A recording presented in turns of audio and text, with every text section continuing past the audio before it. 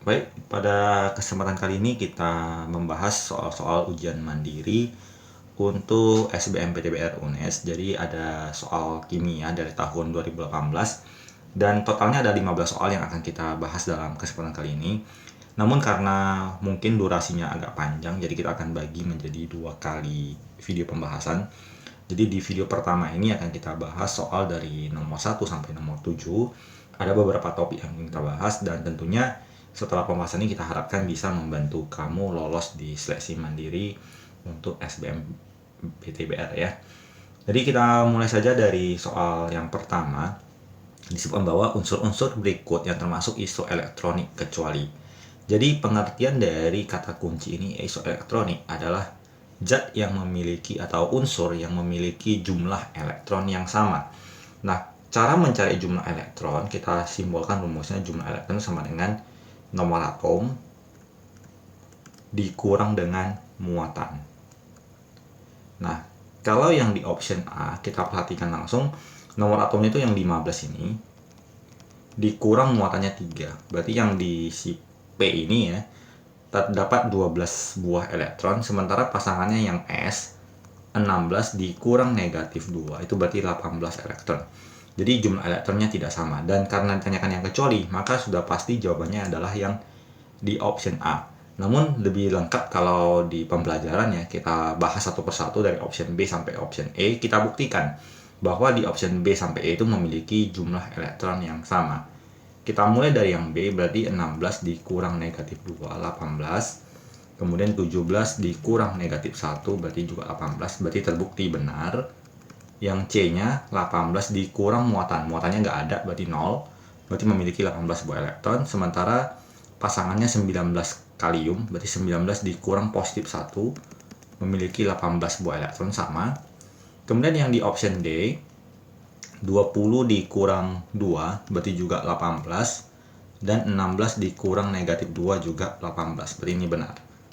Option E, 19 dikurang 1 berarti 18, dan yang satu lagi 20 dikurang 2 berarti juga 18. Maka jelas terbukti bahwa jawabannya adalah yang di option A. Terkait materi ini mungkin ada beberapa variasi soal. Yang pertama adalah selain isoelektron ada juga pengertiannya isotop.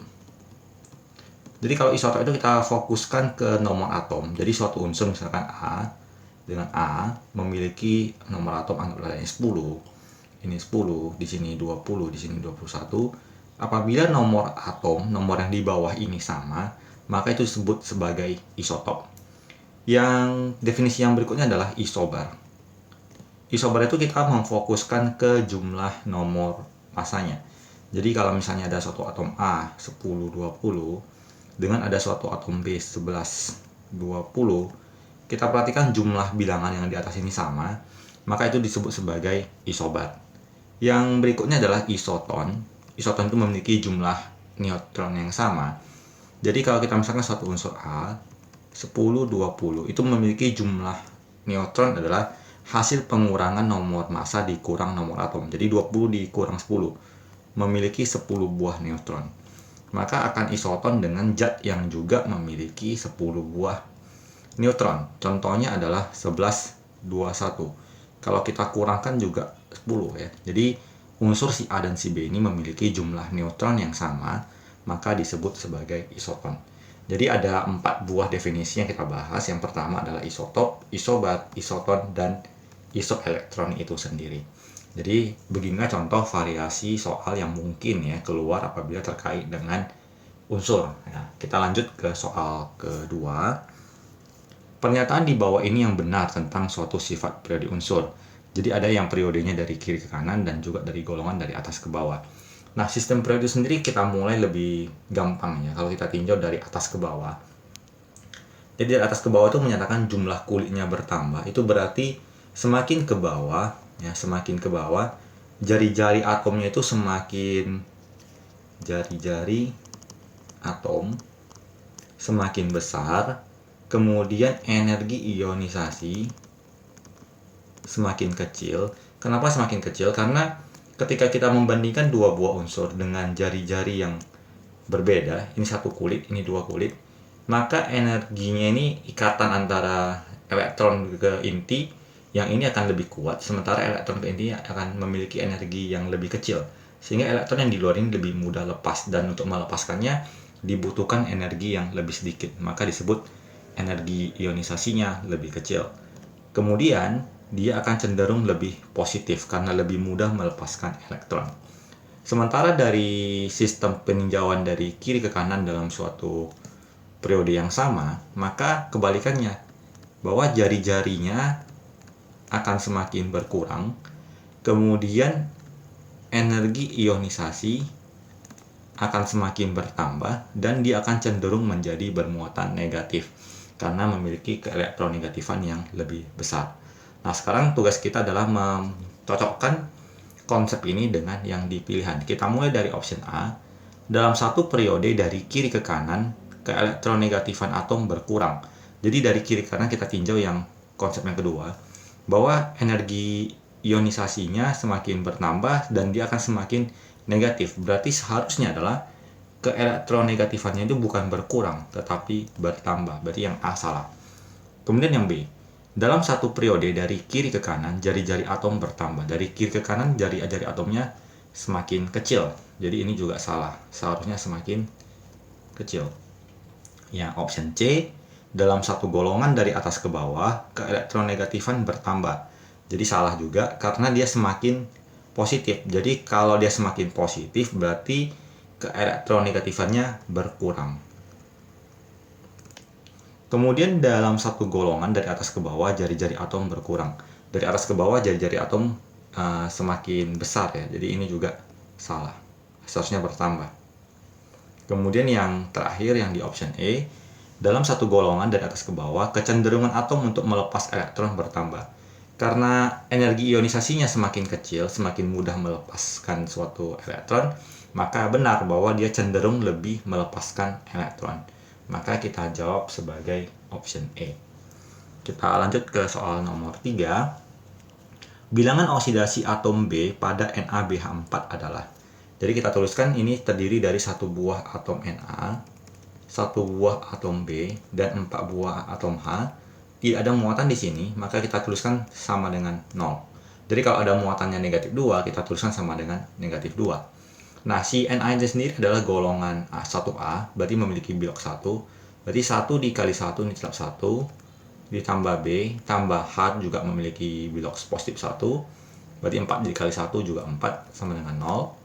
Berarti B tambah 5 sama dengan 0, maka B sama dengan negatif 5. Maka kita bisa pilih jawabannya adalah yang di option E. Kita lanjut ke soal berikut. Larutan dari zat di bawah ini yang tidak dapat menghantarkan arus listrik. Jadi kita membagi dua zat secara umum, yaitu larutan yang bersifat elektrolit dan larutan yang bersifat non-elektrolit. Larutan yang bersifat elektrolit juga dibagi dua menjadi elektrolit kuat dan juga elektrolit lemah. Contoh-contoh zat yang termasuk elektrolit kuat adalah yang termasuk asam kuat, bahasa kuat gitu ya.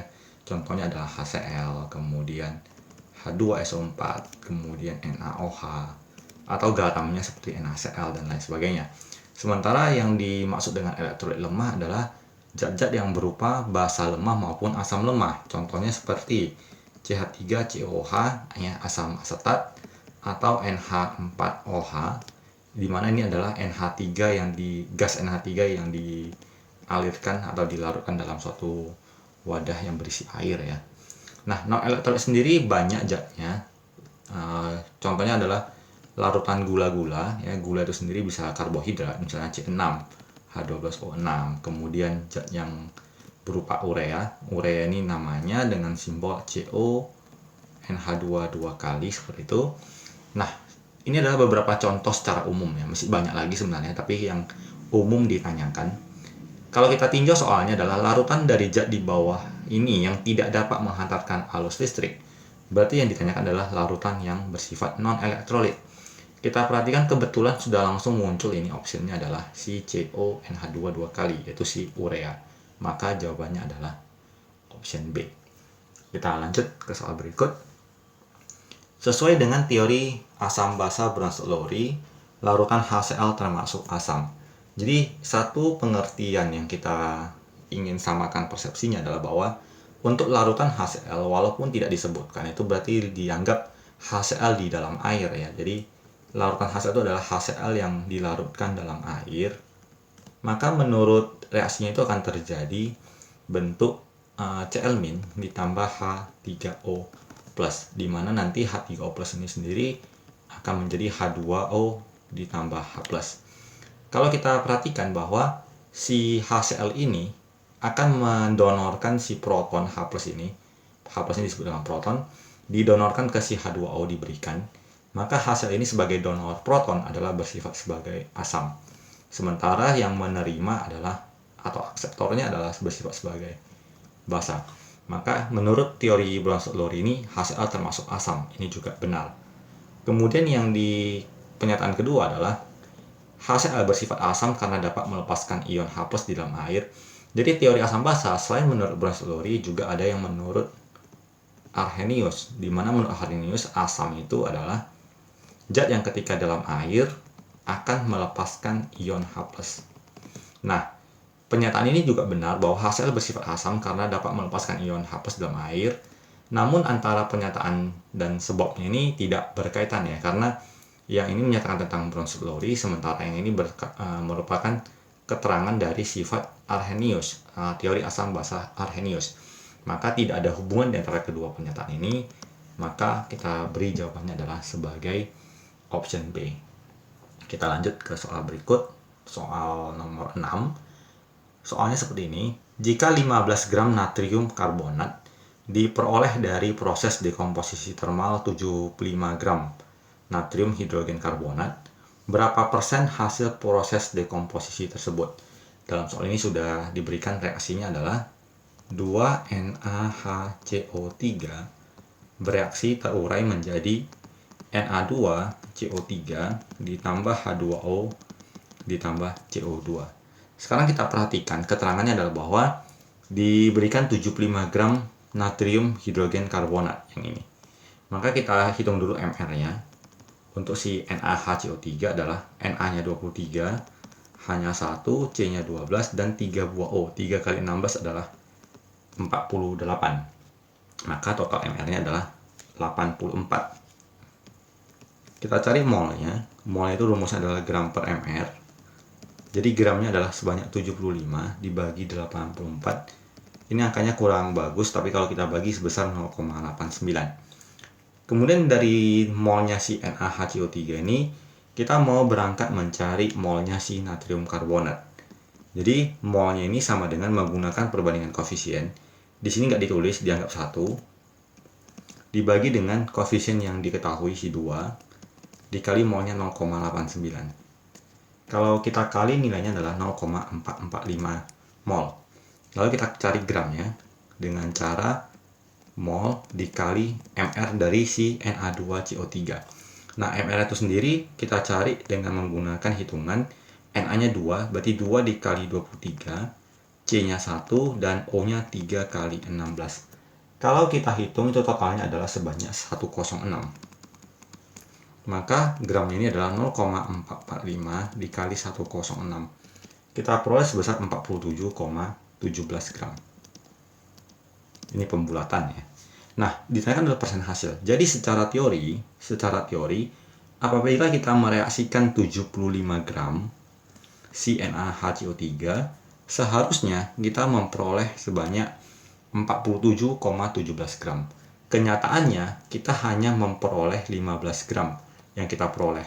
Jadi, ini adalah hasil secara praktek. Jadi, setelah hitungan di atas kertas, seharusnya ketika kita mereaksikan 75 gram bahan baku NaHCO3, seharusnya kita memperoleh 47,17 gram. Dan yang kita peroleh ternyata jauh lebih sedikit dibandingkan hasil yang tertulis. Jadi kita cuma peroleh 15 gram. Jadi persen hasilnya itu sama dengan hasil yang diperoleh secara praktek dibagikan dengan hasil secara teori, kita kalikan dengan 100%. Berarti 15 dibagi 47,17 dikali 100%. Nah, ini sendiri angkanya cukup rumit, tapi bisa kita gunakan logika seperti ini.